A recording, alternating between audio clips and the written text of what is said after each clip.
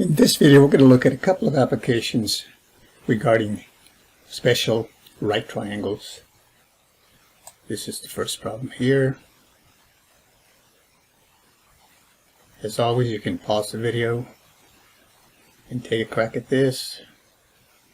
Here's the second one.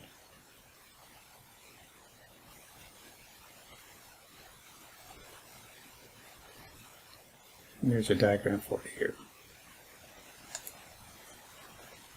So the first problem, find the length of the diagonal of a square with side length of square root of 6. So this is a square. I got the diagonal right here for the corner. Could go and use the other one, but they're equal. It's the same thing. So we should know then, of course, obviously we know this is it's a square. So this is 90 degrees right here. This diagonal here bisects the angle. This 90-degree angle, so this is 45 degrees here. And this one, of course, then is also 45 degrees because this side and this side are the same length. They're all the square root of 6. So a couple of ways to do this. We could use the Pythagorean theorem, but if we use the methods involving special right triangles, this is a 45, 45, 90 degree special triangle. So we want the length of the diagonal, so that's D. So according to what we said then, for a 45, 45, 90 right triangle, all you have to do is take the length of one side, and it's a square here, so everything's radical 6 all the way around. Take the square root of 6 and multiply it by the square root of 2. So D is equal to radical 6 times radical 2. Radical 12.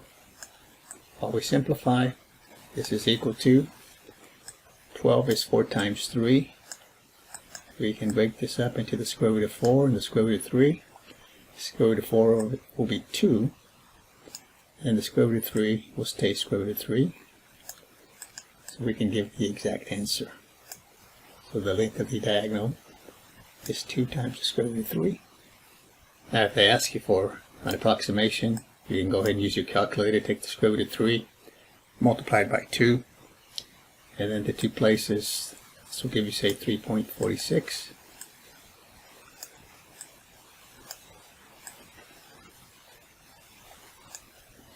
So that's one way you can work the problem.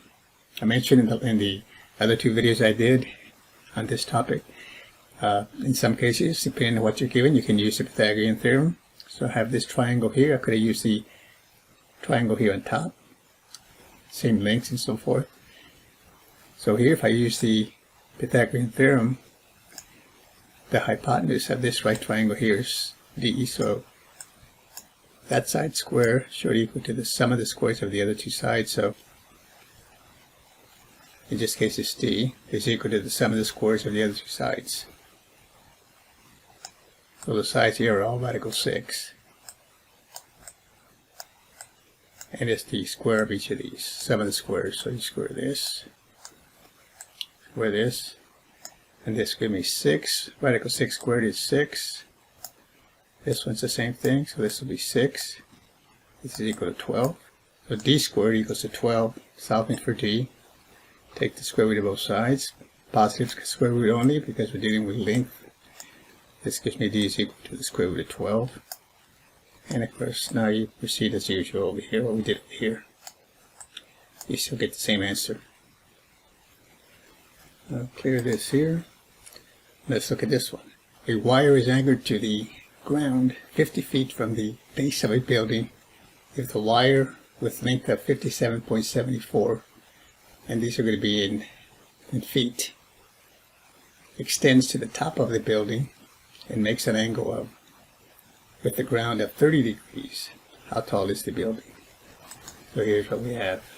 So let's say the wire is over here at this position here, anchored to the ground, and then it extends nice and tight to the top of it. This is the side of the building here, and we're assuming this is perpendicular to the ground. Could be a little bit off, but we'll say that's 90 degrees. So we know this is 30 degrees here. So this has to be 60 degrees. because this is 90, and then these two have to add up to 90 to get 180. Now, if we weren't given any angles here, just the data we have of 57.74 and 50 feet over here, then we could find x using the Pythagorean theorem. But we want to look at applications of these special triangles. Review this and review the two models.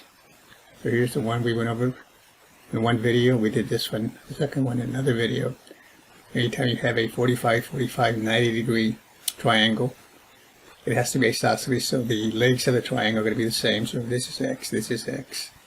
The hypotenuse is always the square root of 2 times the length of one of the legs. If you're given the hypotenuse and you want the length of one of the legs, you just divide by the square root of 2 and you get the length of the legs. If it's a 30-60 triangle, then this is the model you use. So this is x here, and the hypotenuse over here is always twice whatever this is. Whatever this side is, x. X is the smaller side, and it's always opposite the smaller angle. In this case, it's 30 degrees. This is 60 degrees, so obviously this is 90, so the hypotenuse is always the largest or the longest side of the 3 sides of the triangle. And of course, the middle side is the side opposite the 60 degrees. So if you know the side opposite the 30 degree angle, multiply that by the square root of 3, and you get the other side. And of course, what happens if you're given the hypotenuse only? Well, divided by 2, and you get the side opposite the 30 degrees, and then multiply that by radical 3 to get the length of the other side. You could multiply in some cases, divide in the other case, depending on what you're given. Let's go back to, and of course, here's your Pythagorean theorem that we just used earlier. The length of the hypotenuse squared is equal to the sum of the squares of the other 2 legs. Okay, so here's the information we have. And we want to find x. So as we pointed out, this is a 30-60.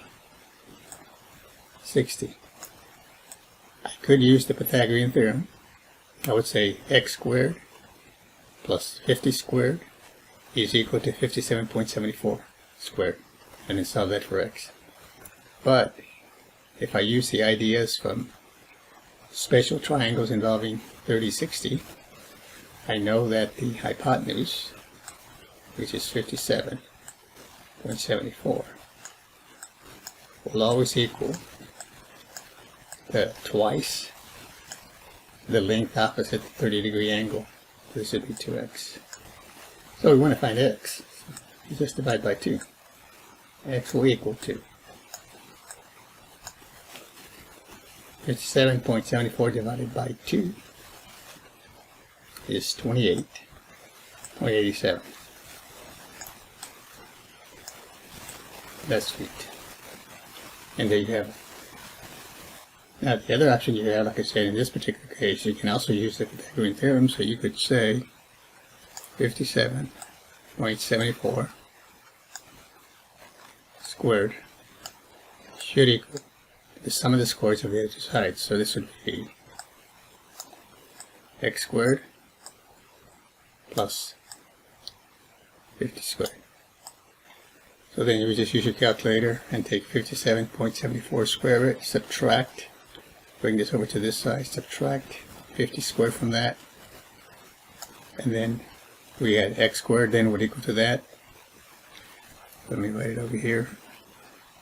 X squared would be 57.74 squared, and then this comes over minus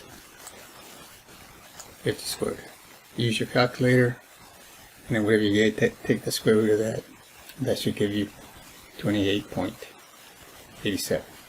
Now in some cases you can use trigonometry. Mainly you'll be using either the sine function, the cosine function, or the tangent function.